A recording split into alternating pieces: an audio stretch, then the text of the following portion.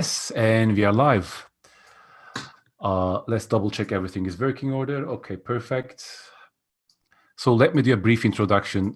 Thank you for everyone that has showed up today, to our lovely consultants, Lucy, and our audience. So this is the third of our live stream consultancy sessions. I'm Ozan, or sometimes my London colleagues call me Ozzy. And I'm the founder of Startups of London, and I think there's an echo there. I'll just mute you for just the time being. Okay. So what Startups of London does is it's dedicated to creating valuable content, high quality content for and by usually entrepreneurs, startups and professionals in London. We do have a few products. One of them is our short startup documentaries, which we've done 17 of and conclude season 1 with 20 episodes. We've usually covered scale-ups that are based in London. Back in the day, imagine that we were visiting the offices by ourselves, making physical contact with people. It seems like a different age now. But we also do live stream consultancy sessions such as these, and we tell the stories of key people in the London startup ecosystem, as well as having a mental fitness podcast for entrepreneurs. So today's mission is actually to help Lucy with her business, EasyDogWalker. And I'll do a brief introduction, and then I'll stay silent for most of this and leave it over to our consultants, John and Joella. So first of all, to introduce Lucy, she's originally from Cambridge, and she's expressed that she moved to Sussex 9 years ago after joining EasyJet, that was based in Gatwick. She loved her job as a flight attendant and enjoyed the travel and adventure too, but wanted to fulfill another dream of hers, which was to have her own pet care company. That's quite unique. But as a surprise to her as well, little did she know, Stelios, the founder of EasyJet, was an animal lover too, and was on the lookout for London-based startup entrepreneurs.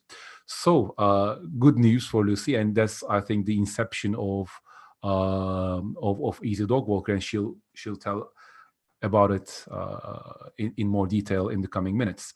So the two consultants that are joining today are Joella Brookshaw and John Newlin. So about Joella, she's an executive coach, a board facilitator, a mediator. She's worked with leaders to build connections that has driven business results. She has a background in psychology, as do I, so some colleague camaraderie there. She has many years of experience helping clients gain the focus and achieve their goals, and especially the relationships to make those happen. Her areas of expertise are branding, design, strategy and leadership, and team culture. So John, these are his words, not mine. Once a geek, always a geek. So he has set up Tickling Trout with David Hopkins to deliver marketing services that he would like, as a salesman, like to receive. His interest in computers led him to develop his career into mainframe operations, joining the world's largest PC communications manufacturer for 13 years, responsible for dozens of countries in Europe, and his areas of expertise are sales and business development. So I'll be monitoring the comment area. This is for our audience. I'll be monitoring the comment area if you'd like to join the dialogue. You can subscribe to this channel, as we plan to do these weekly and also publish other interesting content regularly. The most recent was the five principles of startup survival during COVID. It's like a 45-minute documentary if you want to check that out in our channel. And yeah, I'll pass it over to Joella, to Lucy, to start with a brief introduction about the business, perhaps a 5-minute introduction, and then if you can summarize the areas you would need help with, that would just be perfect. And then Joella and John will lead it from there.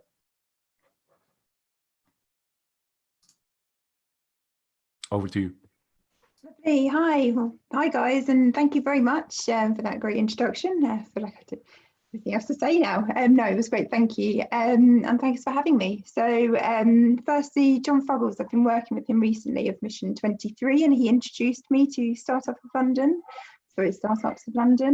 So yeah, I was interested to explore your platform. You've got some really valuable tools on there too. So thank you to you and for John for his contributions to my development plan so far.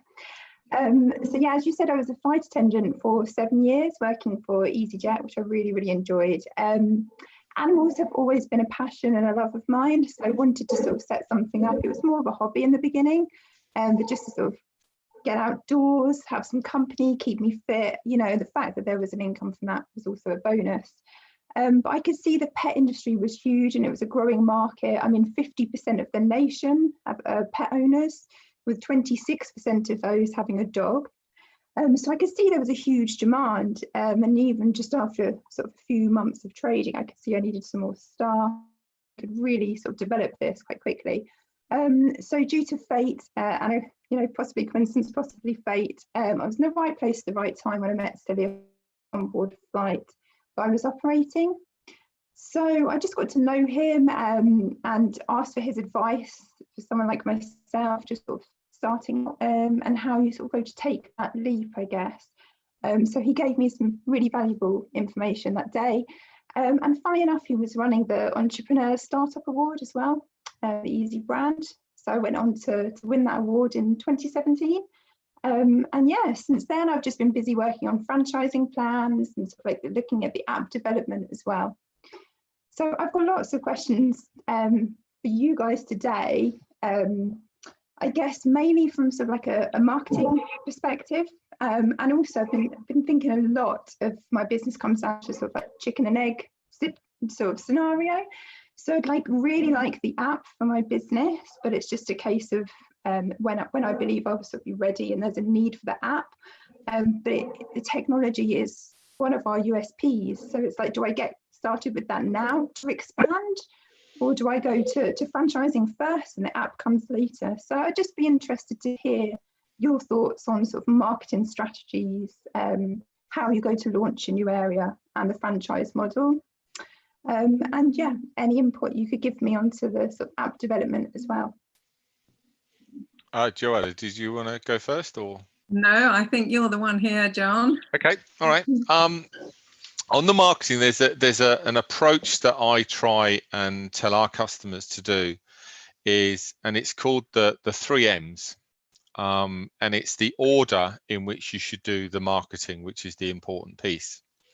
And the first M is the market, is to understand the market that you're going for. Now, I've had a look at your site. It's a great site. It's a really nice site, friendly, humorous site, which I think is really important because the people you're selling to, there's an emotional attachment to what they have. So I think that's really important. But it's understanding, in corporate speak, who your avatar is. And actually what you've got is you've got effectively 2 customers in what I can see is you've got your ideal customer, so somebody that you're actually looking to provide this service to, and your ideal franchisee. Okay, so that there's people who you want to take on to resell, you know, to redo this service, and there's people that you'll actually want to service as well. So it's as I see it in the short time I've looked at it, it's those 2 elements that you're looking at, those 2 markets. So once you've established that piece, and I may be completely wrong, but this is for you maybe to take away. The second bit is, right, okay, now you've established who you're talking to, what's your message? What do you want to say? What do they want to hear, which is as important? And so you can define a message or a line of messages for those people. And they might be different messages for your customer and for your franchisee. Okay, and you can establish that. Now, once you've done the first 2 M's, you do the third thing, which is what people try to do first. And they go, oh, I want a video. And they go, no, do the first 2 first. Then choose the media. Because now you've got a message, you can now say, well, what channels am I going to use to convey that message out to my audience? So you know you've got all of the social channels, which is just like you've got fairly well wrapped up, and you've got your head around that. That makes perfect sense. But you can take that same message into a blog, into a vlog, into a video, a normal video, or an explainer video, part of the written word, and of course part of the website language that you're using. But I think if you use that approach in that order, that gives you a structured way to go forward. Whereas most people look at the media first and then they think, well, what am I going to say? Do it the other way around, and it gives you a much more structured approach, I think. Okay, thank you. Yeah, thank you. That's really helpful. Can you think of many other sort of startups or any other businesses, not necessarily in pet care, that have managed to sort of reach out to both clients? Like you said, we've got the sort of dog walking, pet sitting clients and potential franchisees. Is it okay to have them there at the top together, or would you look at having them sort of reaching those? I sort of put it down to relevancy. So if someone comes to your website, why are they coming to that website? So if they're coming to your website as a customer, they'll want to know about the services that you offer. If they're coming to your website as a possible potential franchisee, they'll want to know about the benefits of a franchisee. Now, the way that we approach, and I'm not saying this is the right or the wrong way, we have a sort of a company website, but for each product that we offer, we do a separate website. So when we're doing any sort of campaign, and be that an email campaign, we're pointing people to the relevant subject that we're talking about. We're not pointing them to the corporate site, and now you've got to go down the through levels to look at it. So my approach would be is you would have at least 2 sites. One would be for the customer, one would be for the franchisee. Now, clearly you can have links between the two, but I think the idea is you've got to make whatever you put up there relevant to the person coming, because if they respond to something, they respond to a Google ad, they respond to a Facebook ad, and it's about franchisee, and they go to the site and it's about selling the service, there's a stumble, you know. Yeah. So that would be my thoughts, is to have distinct websites that talk about the relevancy. There's a company up in Scotland called the Scottish Shutter Company, and they're very proficient on Google Ads, and they have, I believe, about 65 landing pages, depending on the ad that they're doing, because it's highly, you know, it may be, I think they're based in Edinburgh, but they'll do an advert for shutter services in Aberdeen. Well, they haven't got an office in Aberdeen, but they have a landing page which is all about the services in Aberdeen, because it's the person in Aberdeen that they're targeting. Then they go to it is very relevant. If they go to somewhere in Edinburgh, and it's like, well, hold on, I'm in Aberdeen. It's all about that relevancy. So I think that's the important piece. So at what point would sort of Google Ads step in and convert them? How would they sort of see the source they've come from and convert them? Well, there's a score setting that you can have on. It's called I think they call it stupidity tax. Some large companies will do will throw a lot of money at Google Ads, and they'll send them to a page, not necessarily relevant. And Google will measure that when you've responded to an ad and you go to a page, if you then go to that page and go, oh, yeah, that's not quite what I look at, and you then move away, it's a bounce. And there's a score rating. Now, if someone goes to that page and then they start going through other pages on that, Google see that as a relevant advert, and therefore your score rating improves, which means for any given ad, you pay less. Right. So big companies don't bother to do that. So they could pay £6-7 for an ad, for a click through, whereas somebody who's making it very relevant could be paying as low as 50p. And that, again, that's the idea of making it very relevant. And creating landing pages now are really easy and straightforward. Yeah. And I think, again, very, very important. There's another bit that that can help, and there's I'm trying to think of it. Answerthepublic.com. It's a website, and you can type in your keyword. And it highlights all the questions that people are asking about that keyword, which then gives you the capability of what blogs am I going to write? Because if you start writing those blogs, then the chances are the Google bots will then find that, because it's highly relevant to what people are asking. So again, that gives you that consistent content that you can keep pouring out. Okay, brilliant. Wow, it's interesting stuff. I mean, I could talk about marketing for hours. It's almost a full-time job, isn't it? Your marketing and it is. You know, we all sort of start a business. You know, a plumber will start a business because he likes plumbing, and he'll end up going, oh, hold on, I've got to do selling, I've got to do marketing, I've got to do invoicing, and you wear these multiple hats. The great thing is if you have this interest in marketing and selling anyway, you're 3/4 of the way there. It's the people who are thrown into it and go, no, I actually wanted to do the do. I didn't want to market what I do. They're the ones that actually have a problem, I think. Yeah, okay. Well, possibly that might lead on to a question for you, Joella.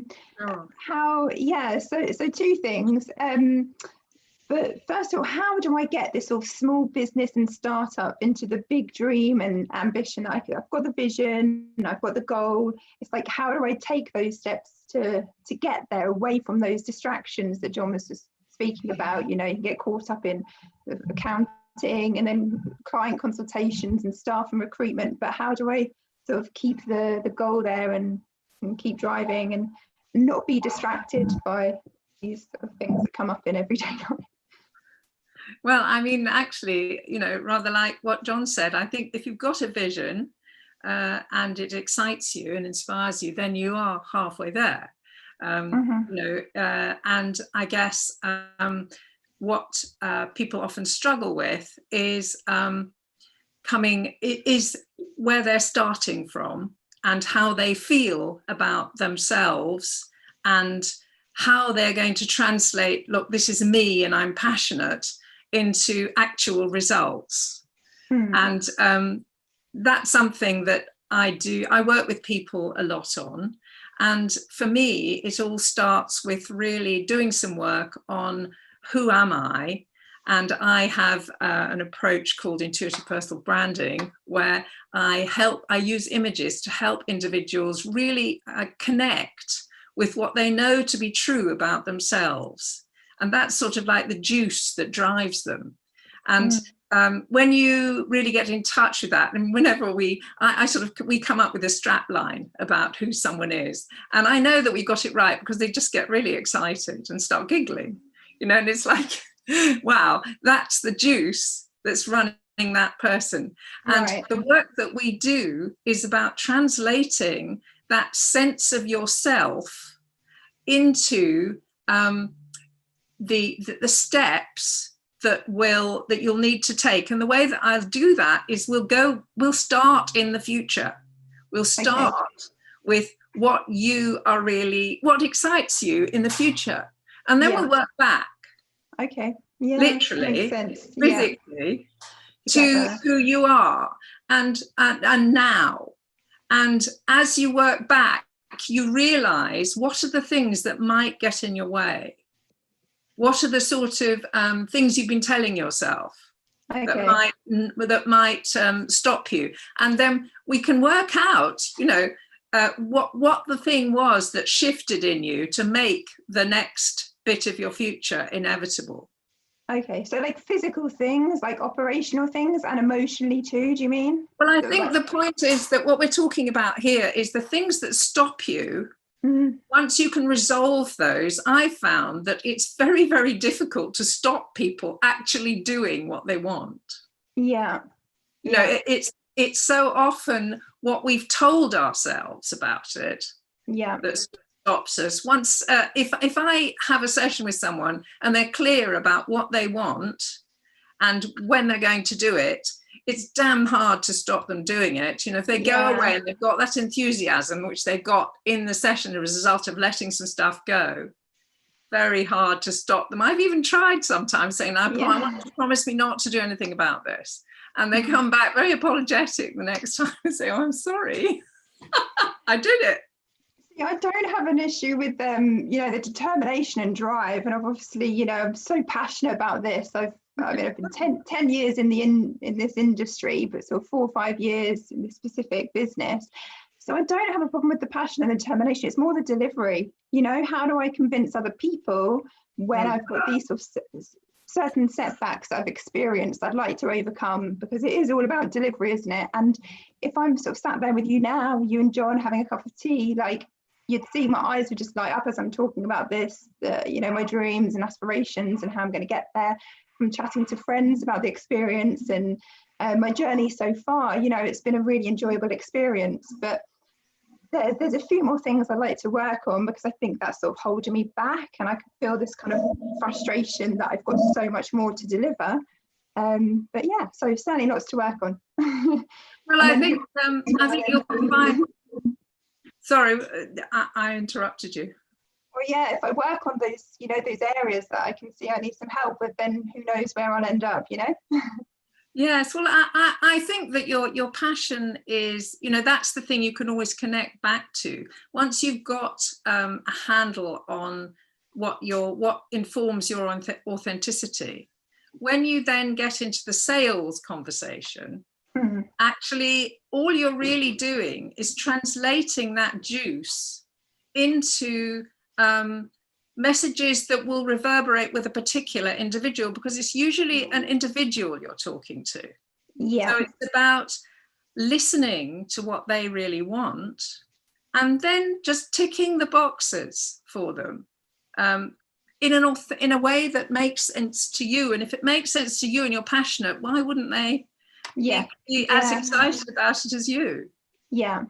And I guess it goes back to what we were touching on earlier about possibly juggling too much, because I'm trying to sort of like look after clients as well as staff and take on potential franchisees and, and then keep shareholders and everything up to date with sort of business plans. And there's lots of different avenues, and I kind of constantly switching hats and things. So yeah, maybe there needs to be some more sort of clarity there and some more focus and direction. I don't think you can get away without switching hats. There's a book that I read and I listened to. It's on Audible, which is The E-Myth by Michael Gerber. And it's really good because you think when you start a company, why do I do a hierarchy as to who does what job? That is not delusions of grandeur, but it's not, because it allows you to ascertain, right, who's going to do what job.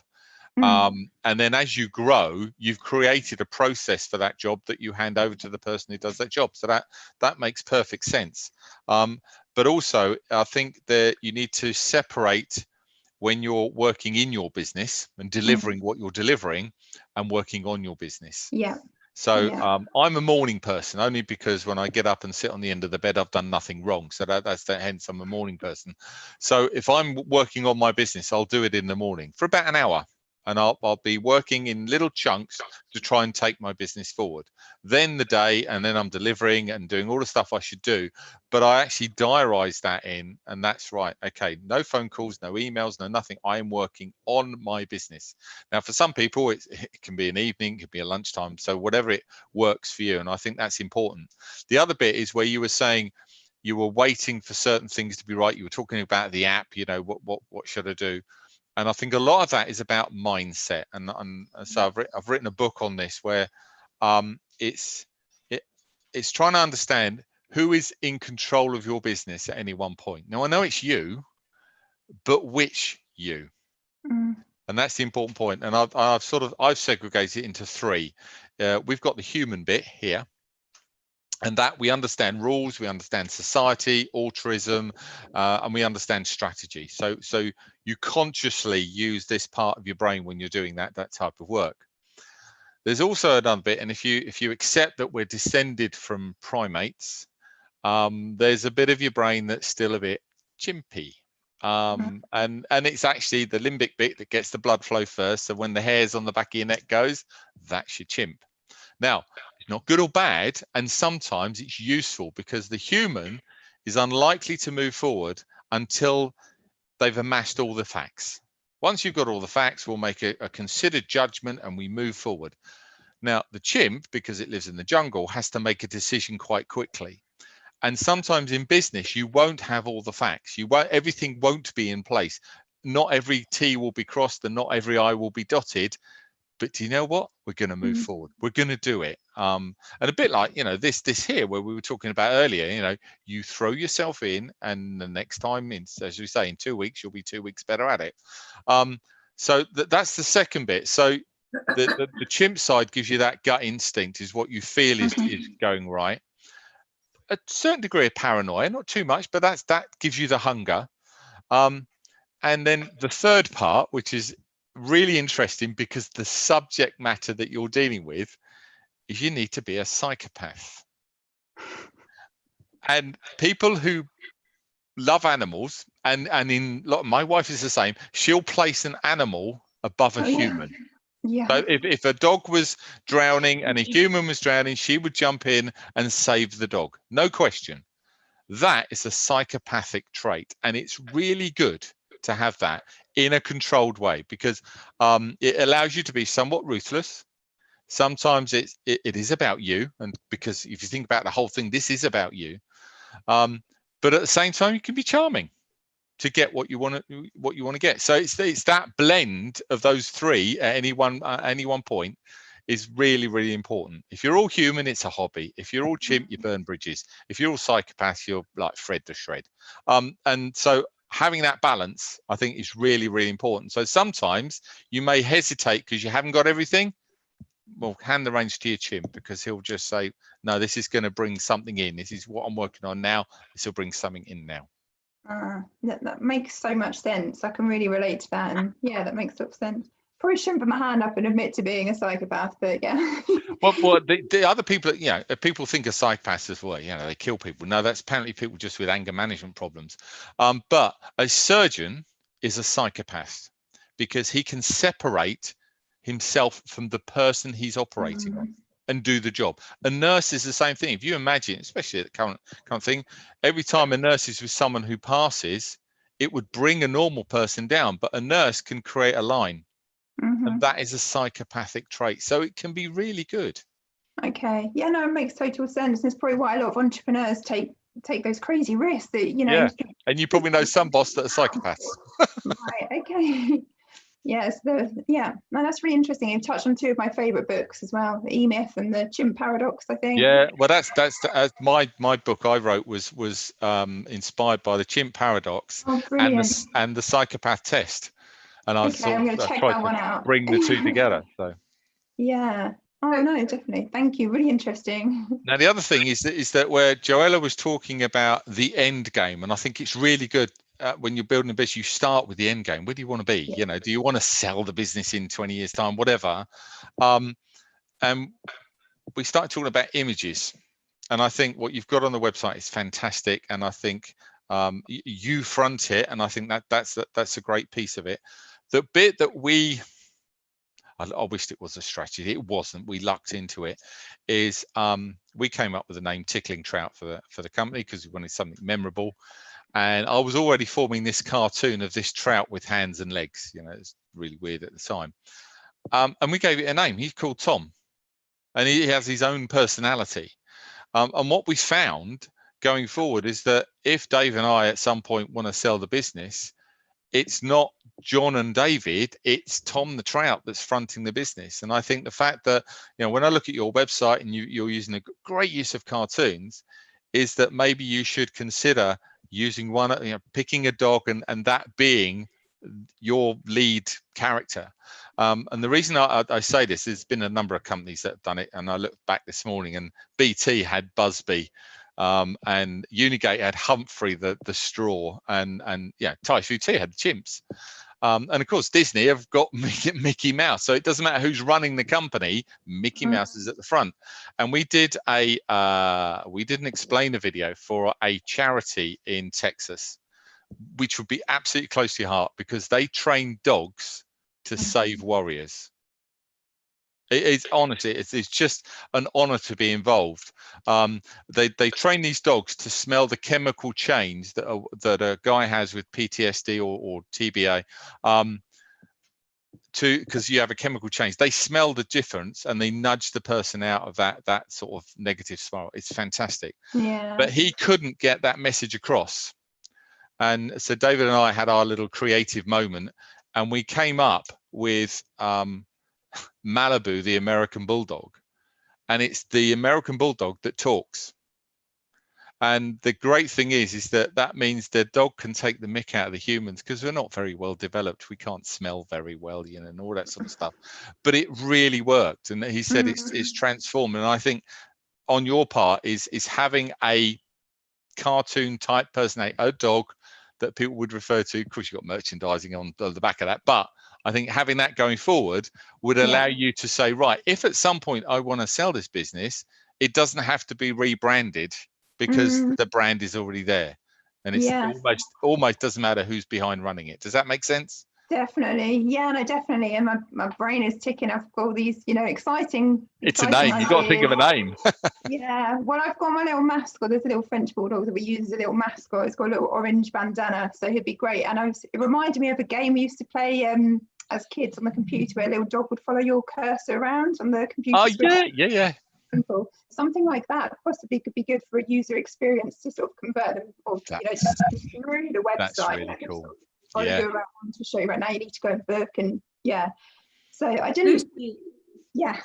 But can I ask you a question? What is it that you were saying that you were concerned that concerned about delivery and making sure that you were able to deliver. I was just wondering what it is that you say to yourself about that. Because we all have a voice in our heads that there's something that we're that we're anxious about, that we fear that we might not be able to do. And that usually we're saying something in our heads about that. Do you know what it is that you say?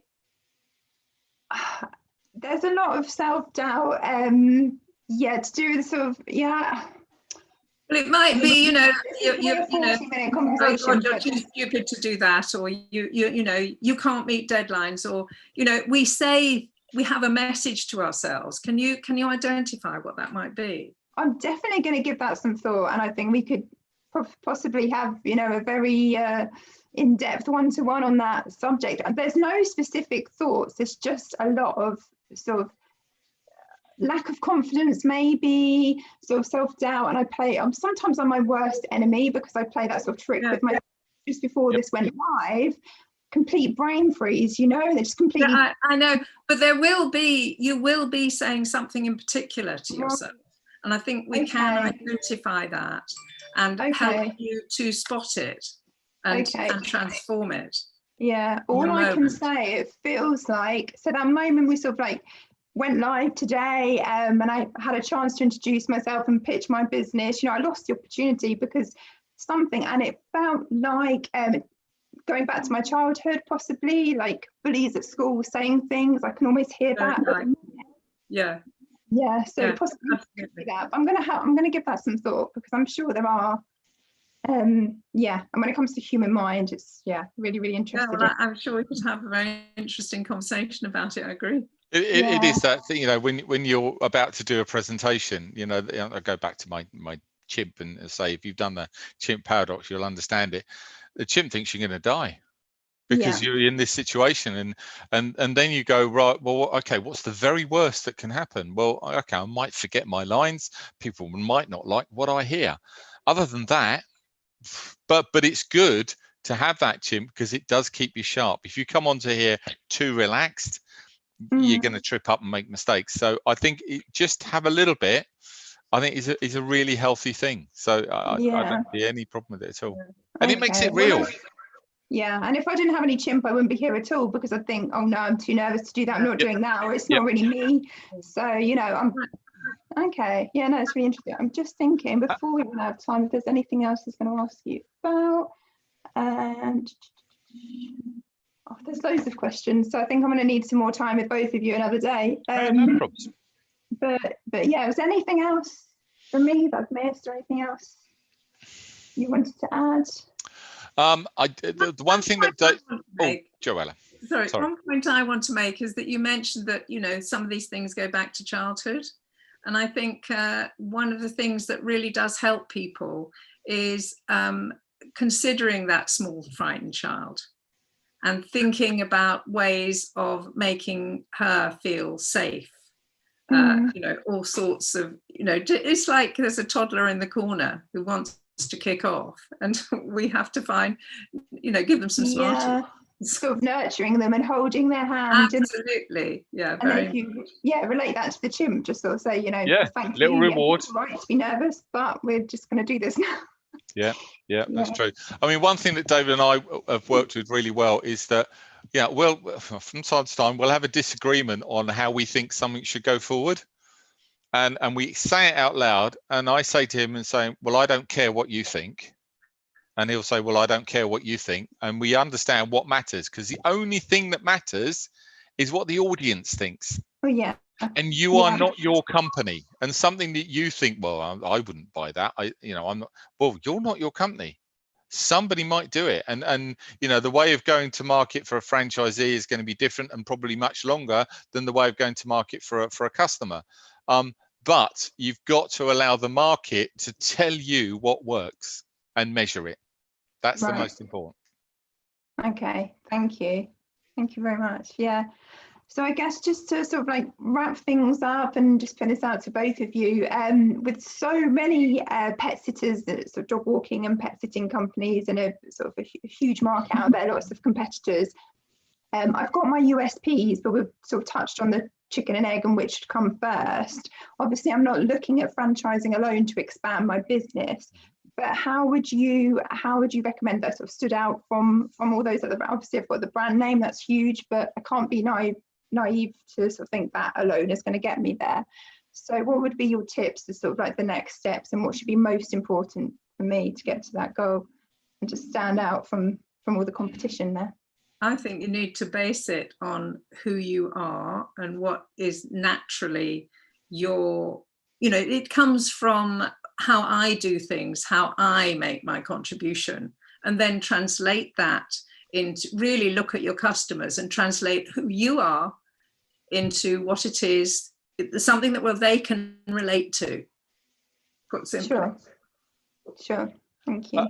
I think you're dealing with an audience that is, I guess if you were doing childcare, it wouldn't be as hard as if you're doing pet care, because people do tend to be more passionate about their pets than sometimes their children. And you may have answers to this. Are there issues that some people have with certain pet care companies and that sort of thing? Are there areas that you could address and maybe roll a guarantee around that so they feel more comfortable? We offer a quadruple guarantee. Well, what the hell's a quadruple? Well, no one else offers it. And when you read below the detail, oh yeah, it's actually one guarantee split into 4. But it's those sort of things that you could tell to people that their misgivings about pet care that maybe they've had, that you probably got knowledge of, that you could address and wrap that up and say, well, no, we either don't do that, or we guarantee not to do that, or whatever, or provide those sort of services.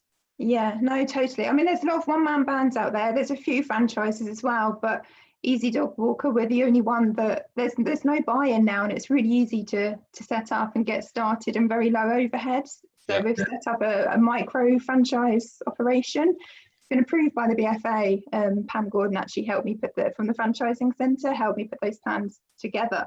So having a micro franchise, it's just a no-brainer, isn't it? It's giving someone the opportunity to join our brand and our network. And we also have an extensive compliance and training program where we sort of look at canine behaviour and leadership skills, as well as pet first aid. So we do have a lot of USPs, and the app is coming. We've got some web-based software that works really well for now. So yeah, I guess it's just bringing that all together and making sure it comes from the heart, as you said, Joella. I mean, one of my first thoughts, and I've never used dog walking services, I know my daughter's looking at using it, would be, well, have they actually come around, Mother? Have they actually walked the dog? And do you offer to provide videos of that? Yes, we've got online booking. Okay. Sorry. Yeah, it's all online booking, and you can track. We've got GPS on the walkers. You can sort of like track as well, and you get feedback and pictures through the app. So yeah, it's all really clever stuff that maybe the girl next door doesn't, or the girl down the road doesn't have, and they might just sort of cap their clients at 10 dogs or whatever per day. But yeah, with our sort of flexible service, that's really key, because if there's cover for sickness and holidays through multiple dog walkers in one given area as well. Yeah, that's important. That's really important. Well, I don't know about you, but this was an extraordinarily fascinating conversation for me to watch. Hope it was like that for the audience too. Some things to reflect on that I was taking note of while you were talking through that. One area I could chime in is, I think at this day and age, community building is the most important thing to grow a business. We were talking about content being king, and I think that era, we are still in that era, but that is starting to change a bit. And I think building the community takes some precedence to just publishing content. And I think that this is an area worth discovering for every business. And I think specifically for EasyDogWalker, I feel these businesses are really successful when they have a great community of people who love and share them, and fail when they don't have that community, even if they do other things right. I think this is something that's worth considering for your case. And I differentiate an audience and community, as an audience listens to a certain type of content, but a community is made up of people who help each other. So maybe that's kind of a key to the puzzle as well there. Some things to reflect on. Joella, I think your comments about finding that juice and centering what you do around that is really important. And it resonates with what I personally experienced, the challenges I experienced during the failures I had, as well as the successes. So I think that's really true. Like product market fit was the motto. Now I think it's more like product market and founder fit, because there are different types of products where you perform at different levels, depending on how much juice you have, how much passion you have on that topic. So John, I loved your analogy about the different parts of the brain, the chimp and the human, and the fact that a business owner needs to wear a number of different hats, and human motivation needs to be managed as this key resource, and we need to be aware of that. So I think to wrap everything up, Lucy, we're here for you. Sure. If there is any new developments with EasyDogWalker, do let us know, and we would be more than happy to share it with the audience we are building here in Startups of London. Thank you. And if you have anything that you think we could be useful, help you in any way, feel free to share that with us as well. As I said, our goal is the same, to build a community of people who help each other rather than just publish content, put it out there and forget about it. So let's help each other out. That's it for this week. Thanks for tuning in. Check out some other content we have in Startups of London's channel, and I'll see you next week. Excellent. Thank you. Thank Thanks, you. John, Joella. Thanks, Ozzy. Thank Thank you. you. Thank you all. Bye-bye. Bye.